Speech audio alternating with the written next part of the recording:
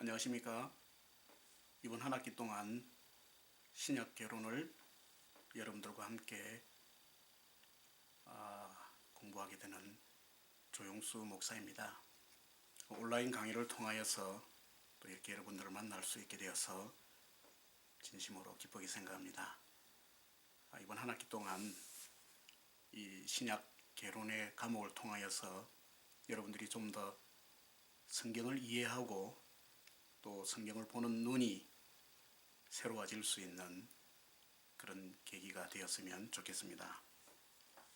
이미 여러분들께서 실라버스 강의 계획서를 다 받으신 줄로 알고 있습니다. 이 온라인 강의는 총 30편의 강의가 16조에 걸쳐서 진행이 되어집니다. 매주 월요일과 수요일에 여러분들이 두들 온라인 강좌를 통해서 이 강의를 여러분들이 시청하실 수가 있습니다. 그리고 이제 매주 강의가 끝날 때마다 이 강의의 요약본을 여러분들께서 직접 작성하셔서 매주 토요일까지 저에게 보내주시면 되겠습니다. 강의를 요약을 그때그때 하지 않으면은 또 시간이 지나서 하게 되면은 이것도 여러분들에게 큰 부담이 되기 때문에 가능한 한 여러분들이 지금 이 시간에 여러분들이 강의를 노트를 하셔서 간단하게라도 요약을 하신다면은 그게 여러분들에게 큰 도움이 될 것입니다. 공부는 미루어 두면은 결국은 나중에 가서 그것을 한꺼번에 하게 되면은 효율성도 떨어지게 되죠. 강의에 대한 전반적인 계획서는 여러분들이 이제 이 강의 진도 계획서를 보시면은 아시겠습니다만은 강의 요약이 전체 평가의 40%를 차지합니다. 그리고 예상하는 시간에 예정된 시간에 10번의 퀴즈를 간단하게 치겠습니다. 독서 주간 리포트가 하나 있습니다. 그 주간에 제가 텍사스에 또 다른 과목을 한 주간 동안 강좌가 있기 때문에 부득이 그 주간은 휴강입니다. 그러나 휴강인 그 주간을 그냥 노는 게 아니고 여러분들 스스로 셀프 스타디 할 수 있도록 독서 주간으로 만들었습니다. 그래서 그 주간에 여러분들이 책을 하나 선정해서 미리 읽으시고 리포트를 하는 것을 중간 과제로 그렇게 제가 받겠습니다. 그리고 이 코스에서 여러분들이 반드시 한 가지 기억하셔야 될 점은 신약 성경을 한번 여러분들이 꼭 정독을 하셔야 된다는 거죠. 이건 제가 어떻게 여러분들에게 일일이 여부를 체크할 수는 없습니다만 그건 여러분들 스스로 신앙 양심으로 마지막 기말 과제를 여러분들께서 제출하시면서 신약 성경을 일독 정독했습니다. 정독 이상 하는 것도 물론 환영할 일입니다. 반드시 한 번은 여러분들이 성경을 꼼꼼하게 읽으실 수 있는 그런 시간을 꼭 마련하시기 바랍니다. 그리고 기말 과제가 또 하나가 있습니다. 제가 이미 나누어 드린 나가 있는 수업 계획서에 보면은 추천 도서를 요약하시거나 혹은 사도 바울의 전도 여행기를 1차, 2차, 3차, 4차 전도 여행기가 있죠. 또 5차 여행까지 만약에 고려한다면은 그 사도 바울의 전도 여행기를 여러분들이 잘 작성을 하셔서 리포트를 제출하실 수도 있고 혹은 신약 성경과 관련된 어떤 주제라도 상관없습니다. 신약 성경과 관련된 주제와 관계되는 걸 여러분들이 하나 자유롭게 정하셔서 리포트를 제출하실 수가 있는데 이 세 가지 중에 한 가지만 여러분 선택하시면 됩니다. 두 가지 하셔도 되죠. 그럼 뭐 보너스 점수가 있습니다. 세 가지 중에 한 가지, 추천 도서 중에 한 권을 요약하고 서평하는 것, 혹은 사도 바울의 전도 여행기를 여러분들이 작성하는 것. 또는 신약과 신약 성경과 관계된 주제, 신약 주제와 관계된 여러 가지 많은 주제들을 여러분들이 하나가지 자유롭게 선택을 하셔서 리포트를 기말 과제로 제출하셔야 합니다. 거기에 기록이 되어져 있는 제출 마감 기한이라든지 이런 것들 여러분들이 꼭 지켜주시고, 어떤 개인적인 피치 못할 사정이라는 게 있습니다. 그런 사정이 있으신 분들은 미리 저에게 사전에 연락을 주시면은 제가 충분히 유예할 수 있는 기간을 드리겠습니다. 사람이 정해놓은 규칙이기 때문에 또 사람과 함께 잘 협의해서 그것을 조정은 충분히 가능합니다. 그러나 일방적으로 그걸 브로큰해서는 안 되겠죠. 그 점 꼭 여러분들이 양해해 주셔서, 혹 여러분들 가운데 이 강의를 듣는 분들 중에 이런 수업의 일정과 진도에 좀 힘드신 분들은 제게 또 연락을 주십시오. 그러면은 토요일까지 예를 들어서 매주마다 리포트 제출하기가 힘드신다 하는 분들은 제게 연락 주시면 제가 또 할 수 있는 방법을 찾아보도록 그렇게 하겠습니다. 아무쪼록 이 신약 개론을 통하여서 제가 초도에 말씀드린 대로 성경을 보는 시각, 성경을 이해하고 깨닫는 시각이 또 새로워질 수 있는 그런 계기가 되기를 바라는 마음에서 저도 역시 함께 배우는 마음으로 또 여러분들과 함께 이 시간들을 나누도록 하겠습니다. 나중에 여러분들에게 따로 제가 또 별도로 안내문을 또 드리겠습니다만은, 요즘 스마트폰 시대가 되었습니다. 그래서 이 강의를 들으시는 분들이 여러분들 중에 이 강의를 들으시는 분들이 뭐 카카오톡에 그룹을 만들거나 혹은 뭐 밴드라는 게 한국은 또 요즘 아주 유행이더군요.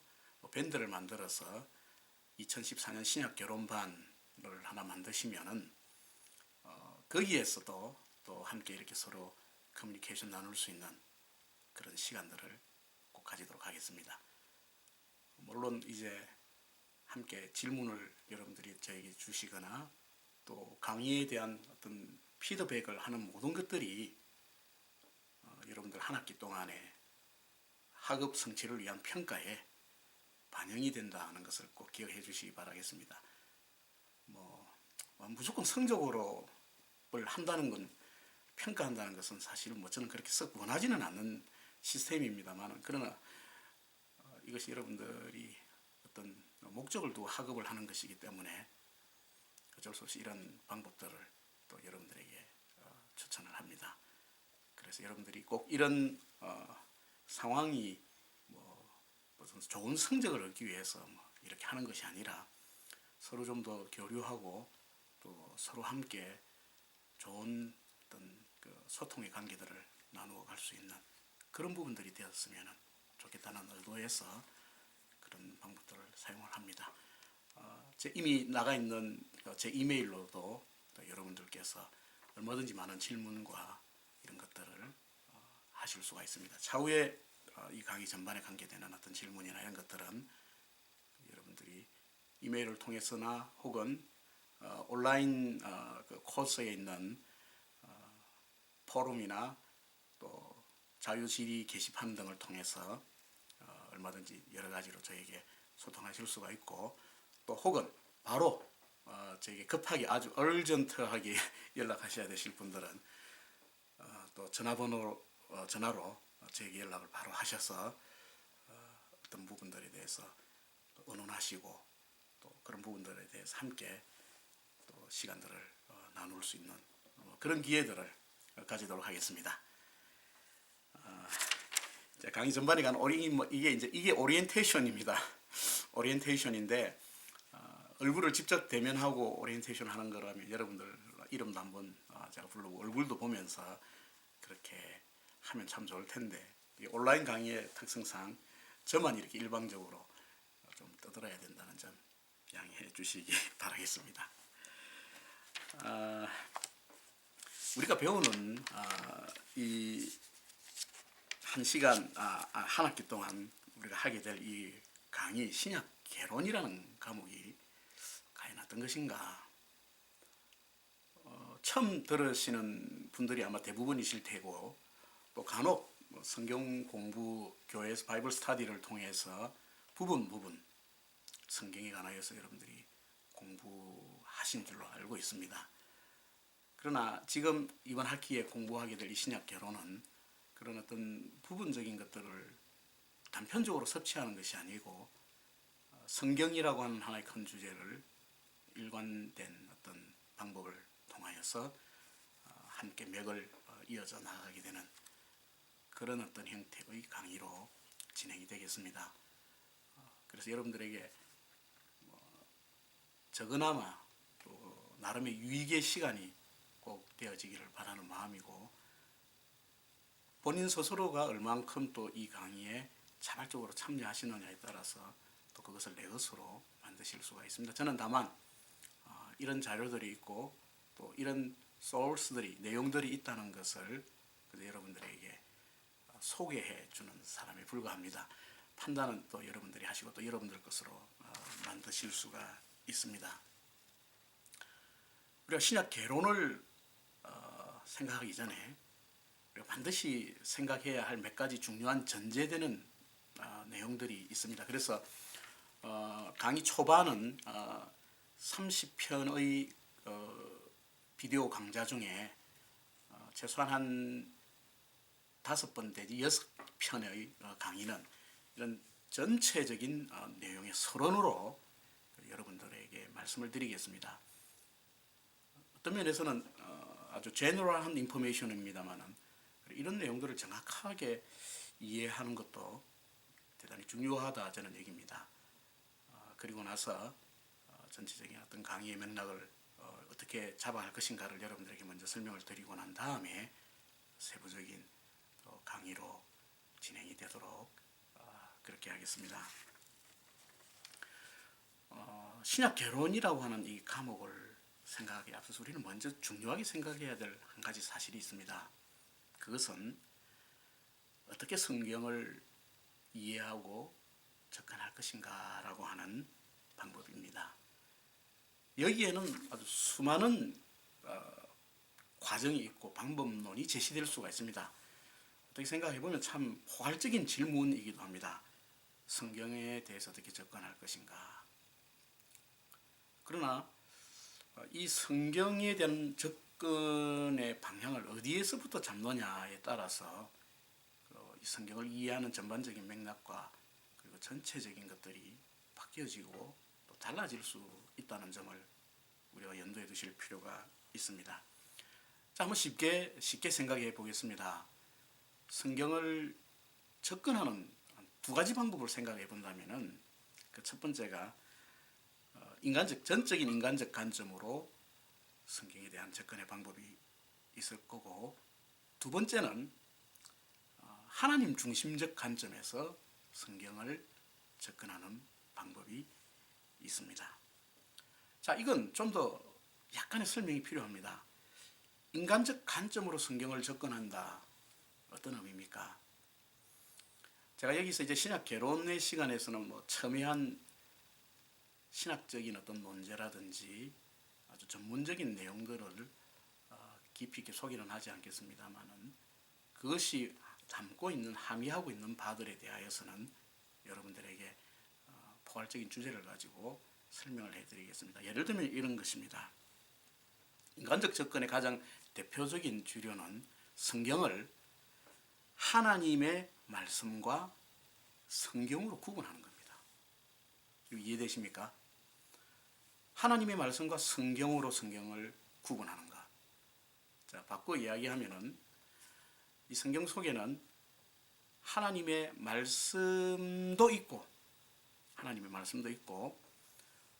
말씀이 아닌 부분들, 인간의 부분, 또 여러 가지 다른 어떤 하나님의 말씀이라고 규정되어질 수 없는 이런 부분들로 나뉘어져 있기 때문에 성경을 전적으로 하나님의 말씀이라고 그렇게 규정해서는 안 된다라는 관점을 가지고 성경에 접근하는 방법입니다. 나름대로 이런 방법 자체가 이성적이고 또 합리적이고 요즘 소위 말하는 과학주의적인 근거에 기반을 둔 접근법이라고 말할 수 있습니다. 또 한 가지 제가 두 번째로 말씀드린 하나님 중심적 방법은 성경 그 자체가 하나님의 말씀이다. 성경은 하나님의 말씀이다. 라는 전제에서 출발하는 것이죠. 이 두 차이의 관점의 어떤 그 아주 뚜렷한 차별점을 혹시 여러분들 이해하실 수 있겠습니까? 오늘날 많은 교회들도 또 많은 신학적인 조류들이 바로 이 두 가지 입장에 서서 성경을 접근하고 있다는 점을 우리가 알 수가 있습니다. 심지어는 아주 소위 말해서 복음적이다라고 이야기하고 있는 진영에서조차도 이 복음적이라는 말은 굉장히 포괄적인 의미를 담고 있는 말입니다. 개혁주의적이다라는 말과는 조금 차별이 있는 단어라는 것을 먼저 여러분들이 염두에 두시기 바라겠습니다. 복음주의적인 관점을 견지하고 있다고 하는 사람들조차도 성경을 하나님의 말씀과 그리고 그렇지 않은 성경으로 이렇게 양분하는 경향이 있습니다. 하나님의 말씀이 그 속에 있다는, 성경 속에 하나님의 말씀이 있다는 겁니다. 저는 전적으로 이 성경 전체가 하나님의 뜻하신 목적과 그리고 계시의 정신에 의해서 기록이 되어졌다라고 고백하고 믿는 사람입니다. 그래서 성경 속에 하나님의 말씀이 있는 것이 아니라 성경은 하나님의 말씀이다. 혹시 당연하게 생각하시는 분들 계시다면은 당연한 것으로 생각하실 수 있는 믿음 주신 하나님께 감사드리기 바랍니다.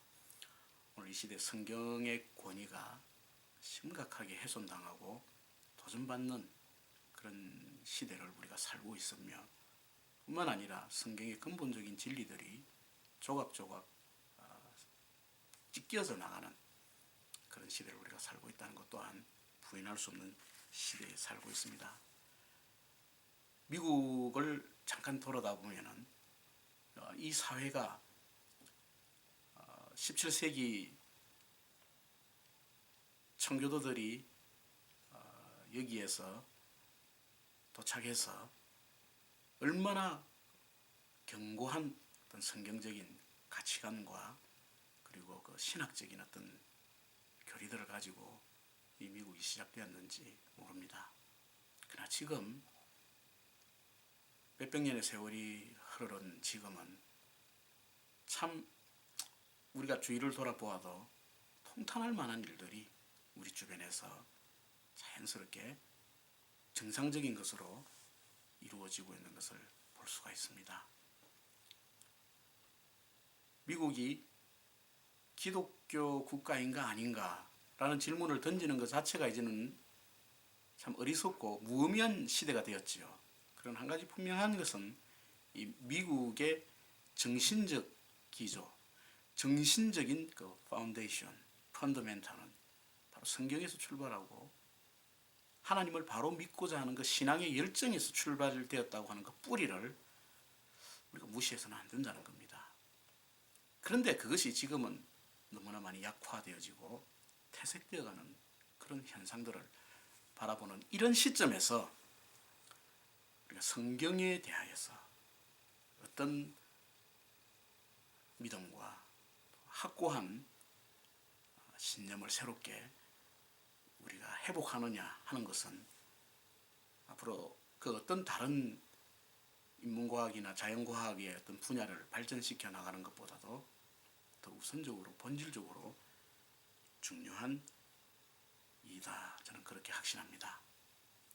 그래서 이 강의를 혹 들으시는 분들은 어떤 그런 관점에서 이 성경 전체의 의미를 잘 이해하시고 또 그 맥락을 잘 파악해 가실 수 있기를 바랍니다.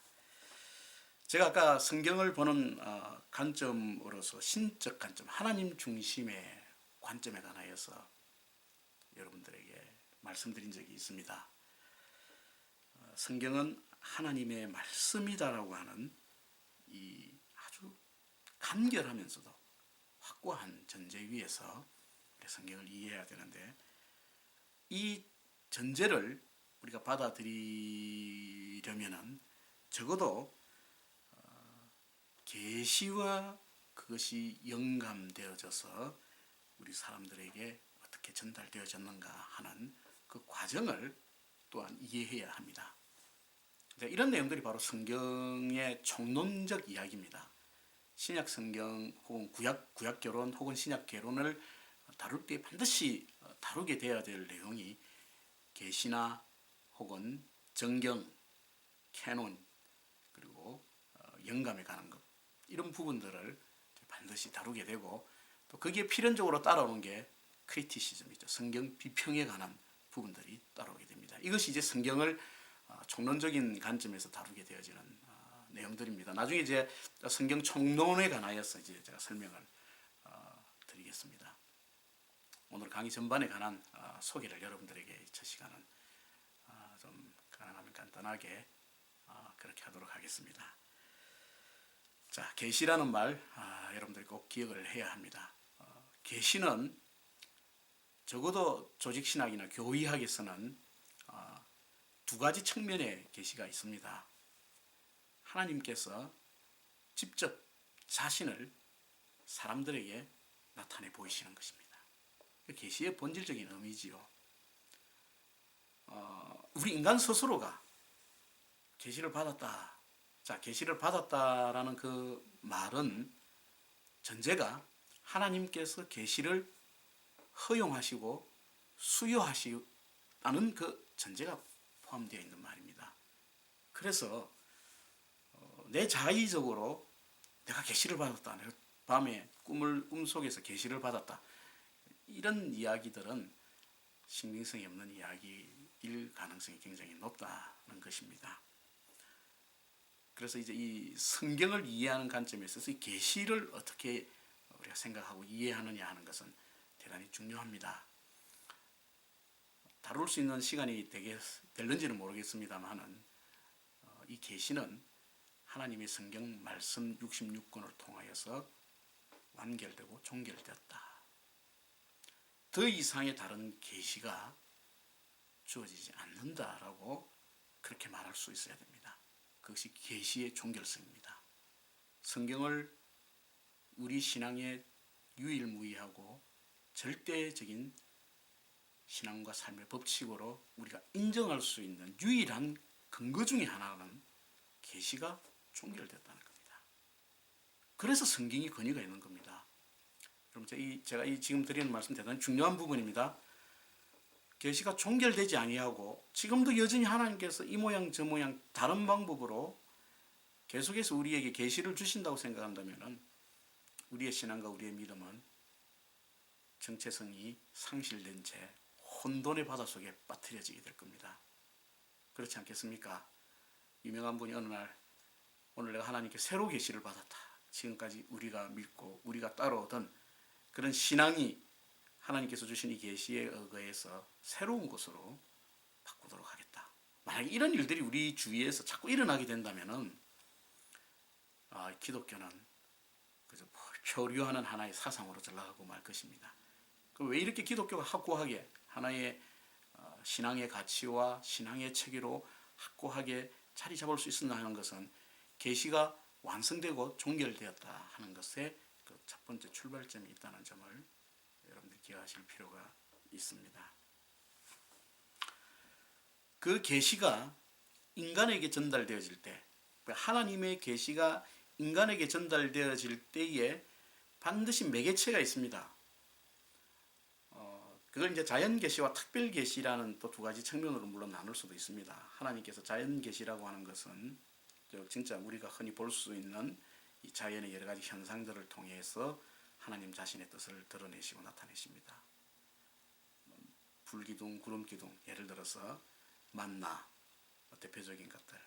또 하나님께서 세미한 음성으로 직접 말씀하시기도 하시고, 하나님 직접 떨기나무를 통해서 하나님 자신의 존재를 보여주는 이런 모든 것들이 자연적인 어떤 현상들 속에서 나타나는 아주 특별한 계시의 모습이라고 말할 수가 있습니다. 특별 계시라고 하는 것은 하나님께서 조금 전에 제가 설명드린 것들, 이런 여러 가지 현상들 중에서 특정한 것들을 지원하셔서 하나님께서 자기 자신을 드러내시는 것. 자연 계시는 말 그대로 우리 주변의 어떤 모든 어떤 자연적인 어떤 그런 모습들을 통해서, 이 자연을 통하여서 하나님 자신을 나타내 보이시고 하나님의 존재하심을 드러내 보이는 것. 그래서 자연 계시와 특별 계시는 그 계시의 전달 방법에 있어서는 굉장히 차이가 납니다. 특별 계시, 우리가 지금 이제 다루게 될 성경은 자연 계시가 아니라 특별 계시지요.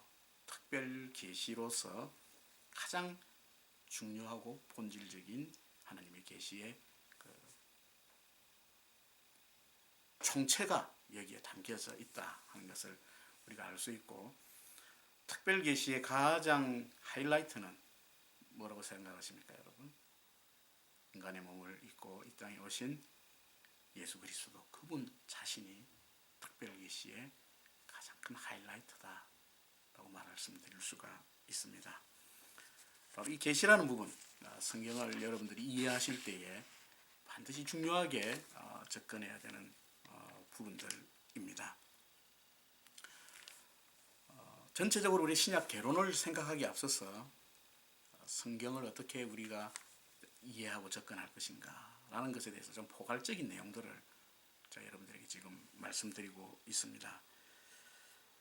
성경은 우리가 잘 아는 대로 1600년이라고 하는 구약 성경에 기록된 기간이 1500년, 신약 성경이 기록된 기간이 100여 년 정도를 친다면 1600년이라고 하는 그 긴 세월을 통해서 성경의 저자 총 한 40여 명 가량이 됩니다. 40여 명의 각각 다른 시대도 다르고 환경도 다르고 배운 바도 다른 이 모든 독특한 사람들이 모여서 성경을 기록을 했습니다. 또 그뿐만 아니라 모여서 각각에 나타나는 역사적인 캐릭터들이나 장소들도 다 달랐습니다. 성경에 나타나는 지역이 적어도 1500여 지역 이상의 지명이 그 속에 등장합니다. 최소한 2900명 이상의 사람들이 성경에 나타납니다. 얼마나 다양하고 얼마나 광범위한 지역에 걸쳐서 아주 복잡한 내용들의 그 스토리가 여기에 담겨져 있습니까? 그럼에도 불구하고 성경이 하나 일관성을 가지고 있다는 것, 참 대단히 중요하죠. 그래서 우리가 성경을 지금 공부하는 연구하는 또 다른 하나의 목적은 뭐 성경의 아주 그 지엽적인 광범위한 지식들을 우리가 막 이렇게 막 이것저것 이렇게 배우는 것이 아니라 성경을 간통하고 있는 그 일관적인 하나의 그 메시지 흐름을 사실은 이제 우리가 발견해내는 겁니다. 이제 제 신약 개론 강의를 여러분들이 이제 마지막까지 들어보시면은 또 이런 관점은 아닙니다. 성경이 그렇게 기록이 되어져 있으니까 그렇게 가는 것이죠. 그런 내용을 우리가 보게 되어집니다. 그래서 이제 여러분들이 성경 전체라는 것을 하나의 개념을 가지시면서 제가 이 강의 첫 시간에 성경에 대한 접근적인 자세가 어떤 자세여야 하고 또 성경을 계시로서 어떻게 이해해야 할 것인가, 그리고 그 계시 속에 이제 구약과 신약이 나눠지는 이 개연성과 그리고 이 하나의 일관성을 또 우리가 어떻게 생각해야 할 것인가를 잠깐 생각해 보았습니다. 계속해서 이제 다음 시간에는 신구약 성경에 이제 이 한 걸음 더 나아가서 제가 지금까지 말한 그 일관성, 우리가 또 다른 말로 표현하면은 맥이라고 그렇게 이야기합니다. 그 매개에 관하여서 또 여러분들과 함께 시간을 나누도록 하겠습니다.